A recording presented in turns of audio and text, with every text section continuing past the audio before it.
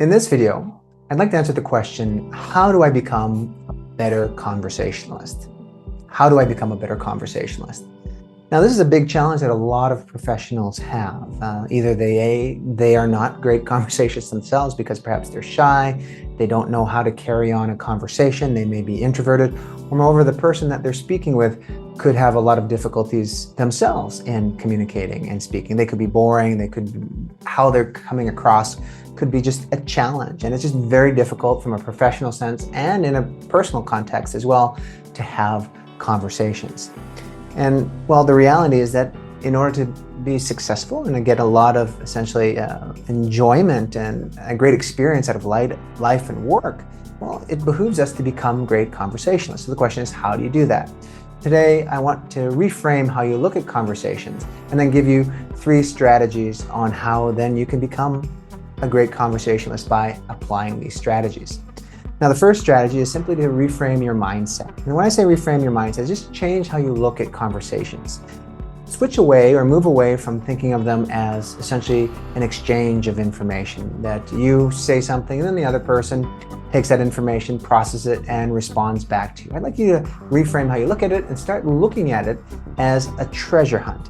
And when I say a treasure hunt, I mean that I want you to imagine that in the mind of the other person that you're speaking with, there's a piece of information, a nugget of information that can completely, potentially transform your life. It could be a new insight, a new way of thinking. It could be the name of a contact that could lead to a job. It could be the name of someone who could perhaps be a romantic interest for you. Who knows what it might be? But you can't find that treasure if you're always the one talking. And so this completely transforms how you look at conversations. It ceases to become a dialogue where it becomes more like a research project, but you have to do it in a way that's not, that doesn't come across as an interrogation.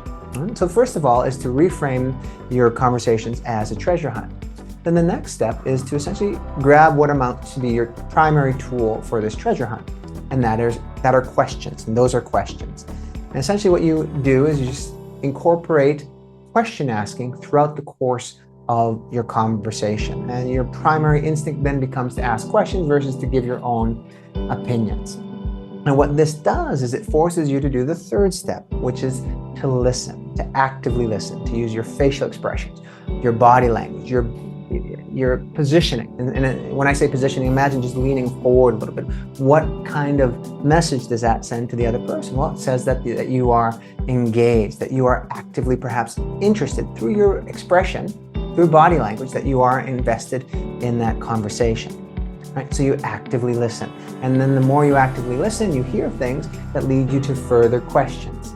And then you ask further questions, and that leads to further listening. It becomes this feedback loop of question listening. And that will completely transform how you look at conversations and how you approach them. Because now you have a different outcome. The different outcome is to have some sort of transformative experience or learn something new that you otherwise didn't know in advance. So if you are someone who is looking to become a great conversationalist, do these 3 things. Number 1, embrace the mindset of treasure hunting. Number 2, become a predominantly question asker. And then number 3, focus on listening, more specifically, active listening. Good luck.